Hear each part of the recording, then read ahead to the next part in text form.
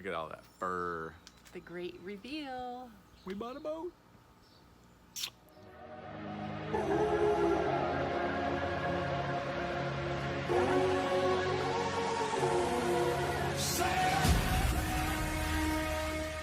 All right, well, we are back for our great reveal video. I know everybody's been anxiously awaiting this decision or this reveal, so hopefully we can get through this, right? That's right. And I want to say, unlike a very popular YouTube channel that is doing reviews, we are getting 0 kickbacks, no deals or anything. We are choosing the boat based on what we are looking for in our future liveaboard boat. Right, and it's taken us a while to do this, and I think of the 6 that we reviewed, we've actually sailed 4 of them. Mm-hmm. So that gives you an opportunity to get a first-hand hand look at them. Now, Yeah. some of them we didn't get a chance to sail, like the 47, but we've sailed the 51, so a lot of the characteristics are going to be similar because it's the same style boat. Right, and 2 of the boats that we reviewed, we spent on a similar boat. We spent 2 weeks on, and the Fontaine we spent a week on. Yep. So both the Trimaran and the Fontaine Peugeot, it's not even just a demo sail. We really, really spent a lot of time on these boats. Living on it. So we got a first-hand experience. Yeah, for good and for bad. Yeah, absolutely. All right, so as Ann said in our reviews, this is what works for us. This is particular. We sat down and crunched out our list of priorities, things that we wanted, helm or ventilation or performance and all those things. So to do a quick recap of the 6 boats that we reviewed, we first started with the Neo 47. Awesome price point, great performance, good stability, everything that you're going to get out of the Trimaran. Yeah, really surprisingly impressive boat. Yeah. Next was the Seawind 1600. Yep. It's also a good performance boat. Had the dagger board, so you're going to point higher. Had that very unique helm position. Yeah, yep. Then, as we mentioned, we actually got to sail on the FP, the Fontaine Peugeot Helia, for a week as we did a delivery. Yeah. Surprisingly, it was a good boat. Yeah. It's a production boat, but it had good performance. And the owner had this gorgeous parasailer that I think sold us on a future sale purchase, after I gave up my kidney. Then we did the Balance 526. Again, it wasn't necessarily like your boat show demo sail where they take you out in the parking lot, spin you around a couple times. We did like about a 50-mile sail. Yeah. 30 miles coming up from Miami to Fort Lauderdale. Yeah. And it's a beautiful boat. Oh my God, lovely. Yeah. Also amazing headroom too. Yeah. That was the thing that's, we're very tall. Yeah. Love the headroom. Yeah. And then we also did the Neisna. We've done 2 demo sails on the Neisna. Yeah. Can't say enough about how awesome this boat is. Yeah. We just keep coming back to her. Yeah, we love do. That boat. Love that boat. And then finally we did the Neo 51. That was, the first boat that we truly just kind of swooned over, if you will. Yeah. Also, we did a demo sail a couple years ago at one of the boat shows. Yep. But love just the spaciousness. Have all those cabins that are en suite, and then that technical room. Well, and the cockloom. It's this big open space, and that's where you're going to be spending the bulk of your time, and that thing was gorgeous. All right, so before we dive deeper, right off the bat, we ruled out the Neo 47 and the Neo 51. The 47, it's a great price point, but it's probably more so geared towards a couple that doesn't have or isn't going to have a lot of guests. Right. Because of the way the cabins are laid out, that they're in the AMAs. Or if you have, I think it's more family, because if you have guests, actually the separation between, true. You, the main couple, and the other people, it's nice. Yeah.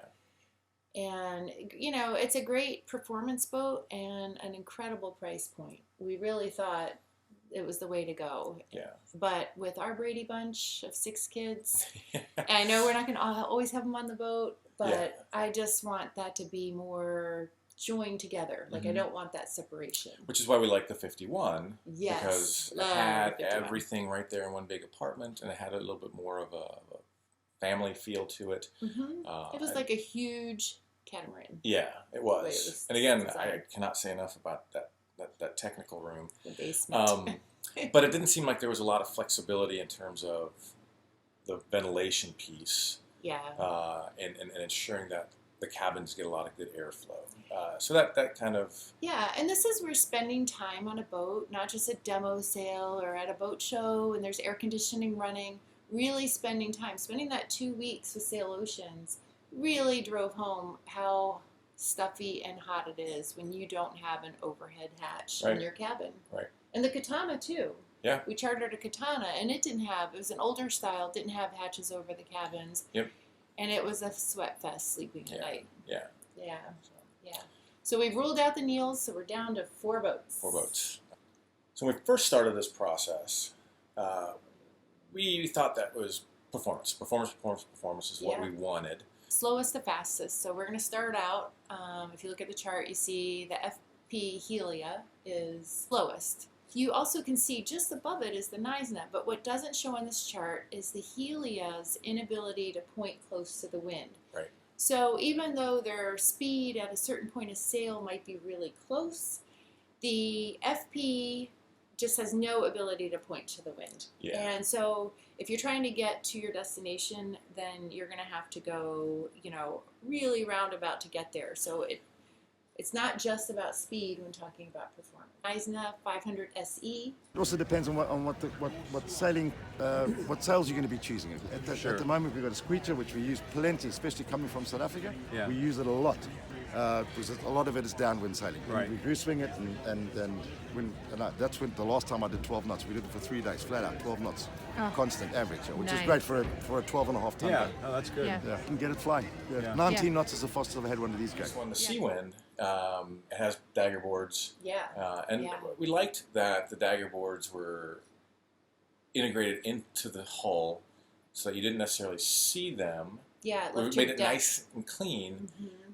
But the flip side of that argument was, as we pointed out in the videos, is, okay, now I don't have that visual reminder. Well, that's a trade-off. Not being able to see them makes for a very clear deck, but the flip side is if you don't see them, you might forget about them and forget they're down and knock them off, which would be very costly. So the last boat, the winner in the performance category, is the Balance 526. Hands down. Oh my God. Hands down. And the chart is just a generic representation, but it gives you a good feel for where these boats can perform, and this thing just knocked it out of the park. Yep.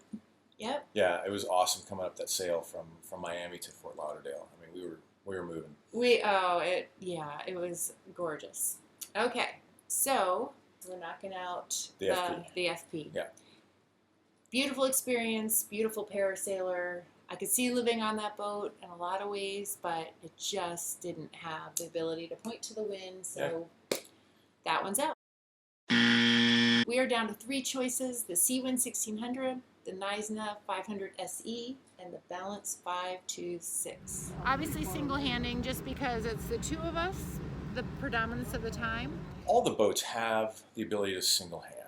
Pretty much. Right. The one exception was the Seawind, where you had to, it was like maybe 5-6 feet, but you actually had to leave the helm position to get to the winch that was kind of at the center of the back of the cockpit. Yeah, they have a really unique helm position, and you're kind of, when the enclosure's down, you're looking through the windows of the boat. Yeah. So it's protected. It can be protected, but it slants. So if you're on the one side, it's not protected. Right. I don't know. Am I in the boat or am I out of the boat? It was just awkward.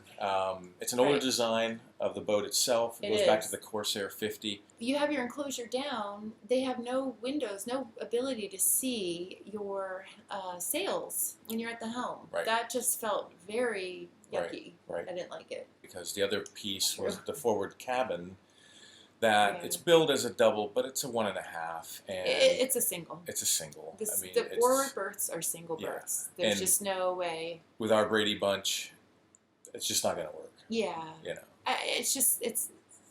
You could never really. It would be very cozy for a couple. Very cozy. Well, and also the tiny hatches, which is part of that old design. Yeah. I didn't think the ventilation was there. Basically, we knew. And we almost bought this boat sight unseen, which is the crazy part. Yeah. But as soon as we saw it in person, we're like, we didn't even go on the demo sail. Yeah. We knew this boat wasn't for us. Now we're down to 2. 2 choices. Yeah. Which will it be? Which will it be? So one of the other factors was the protected helm. Yeah. Got it. You're going to spend 90% of your time at anchor, but if you are out sailing, especially if you're doing passages, you want to have a protected helm. And protected means mostly from the sun, but also if it's raining. That was one thing that was so nice on the FP. He had a beautiful enclosure at the Right. helm, and it didn't matter how cold, wet, rainy it was. Right. You were Right. nice and dry and cozy. Right. Yeah. And that's what we want. Right. And then now the Nizna had, you could put an enclosure up around the helm. Yeah. And you could also, if it got too bad, you could slide the hatch cover closed. Then you would go into the boat and sit at your nav station and sail the boat from there. The thing about the helm and the Nizna, it's a great layout. You're part of the action in the cockpit, and that's something that's really important to us. But there's still going to be times when you have to dock your boat or be at the helm. You know, you can't just have it on autopilot, and you don't have that protection necessarily with the Nizna. Yeah. However, the Balance 526, it just stole the show with the Versa helm. This is the Versa helm on the Balance 526. On this boat, we've added the seat down here. So you're sitting, looking out through the windows, driving. You can see all four corners, right? Very comfortable. You know, if the weather isn't so good, you've got this closed. You're fully protected down here. When it gets nice out, you open this back up, swing the helm up, lock it just like that, and then you're driving up here in the breeze and the sun. Woohoo! All right. And get some overhead protection. Yeah, there's a little pop-up sunshade, so if you want the breeze but not the sun, you can do that. Yeah. When you've got this closed, we also, the seat folds up, Oh, and this sweet. folds out of the way, so you get a little more room to, you know, Yeah, do your lines. work in and- the pit here and Yeah. you know, line handle and whatnot. So Awesome. yeah, it's a really functional kind of useful space that, you know, kind of diverse uses, but Yeah. best of both worlds when it comes to helm position. Weather, This fall so- coming in, it's fast enough just to be like, oh, about to get wet, you know, Yeah. close it up, just like Yeah. that in your interior helm. Yep. And because the boat is a bit of a newer design, it is a newer design, so your windows aren't sloped like you'll see on the Yeah. Seawind and the Nizna. They're more vertical, which also gives you better lines of sight. So Yeah. frees up that space inside the salon. Yep. You don't have to worry about a nav station there, and then you put your piano there. All right, so the next category we want to talk about in our consideration is dinghy access. Right. And basically, you know, your dinghy is your car, and you are constantly loading and unloading things, whether it's your groceries, we plan to scuba, so our dive tanks, and it can be really tricky loading up a dinghy with stuff if you're banging up against the hulls. Right. And, you know, believe it or not, we're not getting any younger. And, you know, Darn it. I know. So having easy access to, having easy access to your dinghy is key. And the Nizna hands down wins that category because it's got that little walk around, and then you're right there. It's pretty much at waist, if not chest level, for the dinghy. You can't beat it. Yeah. It was. Whereas most of them, because it's up on the davits, you're either leaning over from the sugar scoops, or you have it down in the water. or you have it down in the and you're water, trying to and you're figure trying it to out. load your dinghy that's kind of wobbling in the waves in the water. Yeah. So Yep. So the Nizna wins. Nizna wins. All right. So when you're buying a boat, you got a choice: performance, comfort, and cost. Yep. And initially, we thought performance was a lot more important. After we weighted our different criteria that we've just gone through, comfort, specifically ventilation, was much higher on our list than we realized. Because having good airflow just makes people more comfortable. You're not stuffed in a cabin. It's not a sweat fest. Yeah. You feel like you can breathe. Right. So just a little bit of airflow, get the circulation going is we realized was important to us. Yeah, we realized the importance of overhead hatches. Right. You gotta have an overhead hatch over every cabin, in our opinion.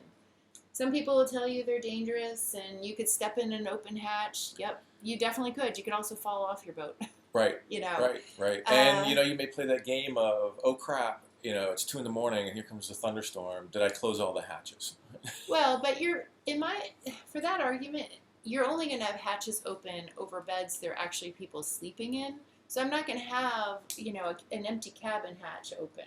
But yeah, Sure. we've done the game of we're sleeping and we get woken up with rain. Yeah. And we have to reach and shut the hatch. Again, it's Boat life. trade-offs. People will say that hatches let in more heat than if you just kept your fiberglass boat. Well, I could say the same thing about my house. Hey, these old windows behind us, they're leaky and old, and Right. we could just make the house be all brick and it would be greatly insulated. But who Right. wants something without windows? Exactly. Hatches. Exactly. So that's why ventilation is important for us. And I think the 526, the Balance 526, to us definitely won that because it had nice size hatches over every single berth on the boat, and they were directly over top. And then you also had, depending on which cabin you were in, you had some side windows as well. So you get a lot of flow and cross flow Yeah. in all the cabins on the 526. Yeah, and unfortunately with the Neisner, and this was also a problem on the FP, they had hatches over every cabin, but the cockpit structure blocks the airflow for the aft cabins. Yeah. And so we found on the FP, being on it, you could have your hatch open, but wind was not able to get there because the structure was in the way. Right. But you notice on the Balance, Yep. the structure's not in the way. You Yep. can see the hatch, and it has direct access. When you're at anchor, you face into the wind, and so that wind is going to come right down your hatch. And so for ventilation, Balance. Balance 526 wins. Customer service, Yeah. and we had an opportunity to talk at length. I mean, here we are at the Miami Boat Show. A shit ton of people show up, right? Yeah. And we probably sat there and talked with Phil Berman, the owner of Balance, for 2 hours. 2 hours. Easily. 2 hours of a day. Yeah, the owner Yeah. of a company to take that much time and invest it in us is awesome. Not to mention another hour, at Yeah. least, with the current owner of the boat, the Balance 526 that we saw, Yeah. Edwin.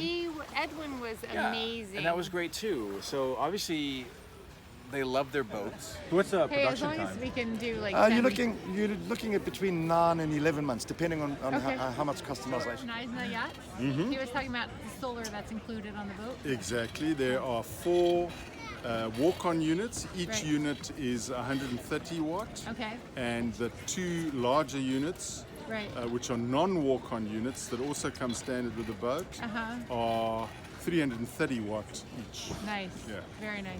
And our current system here works on 3 lithium-ion batteries. Okay. And then you can upgrade that to 4, of course. Okay. So you Or have 5 3 if you wanted. lithiums. Yeah, And, that's and nice. then what's very nice, and it's something that's happened over the last few years, is obviously I was doing the deliveries, and when I came back from a delivery, I would sit down with the guys in the factory and say, right, this is what didn't work, there's a light switch that's not in the right place, or a plug socket that's put somewhere and it's a little bit inaccessible. Yeah. And they listen to it. So everything happens, and obviously because of the amount of time that I spend on the boat, they move it. trust Yeah, you, they, yeah. they do it. I mean, there's no Yeah. need for them not to. Yeah. And so they evolve. Every single boat that Yeah, comes out no, the that's- factory just gets that's better and better, awesome. and all the nice little quirky bits get added Yeah. in, and if it works, we do it, and if it didn't work on the boat, we just don't touch it again. I like that. That's Yeah. good. Yeah. The Yeah. Neisner wins. Nice the wins. Okay, So, the great reveal, that's right. the Time for boat this to come that we off. chose. What do you think it is? Ready? None of them, Ah! because we chose something completely different. Now, that being said, we did choose within the same family of. All right, we chose to go with Balance. Yes. But when we were at the Miami Boat Show, it was on a whim that we decided to get on the 526 because we knew it was out of our price. But then as we got on board, we got to talking with the owner, Phil Berman, and their technical lead, AMHodgdon. who told us about the 482, which is a new boat that they had just announced back in the fall. Yeah. First hull just came out of the mold. Is due to splash, I think, next March of 21. But it has all the characteristics and features of the 526 Versa helm. It has the ventilation. And the performance, because you're losing 4 feet in length, waterline length, if you recall, is a big factor in performance, so you lose 10%. Yeah. But we figured that is the boat for us. Yep. And Balance we're really 482. excited to be a part of the Balance family. Eisner team, the Eisner family. I think we would have Yeah. been equally welcomed. It's a much more affordable boat comparatively. It was a very close runner-up. Absolutely. Yeah. Absolutely. Yeah. So. But something we'll get into in future videos is we'll kind of dig a little deeper dive into our GTFO plan. And we're open if you'd like to put in the comments below things you'd like to hear about and how we got to this point. But our GTFO date is June 1st, 2023. That's right. So that's when we'll pick up our boat. Yep. All right. Yep. Yay.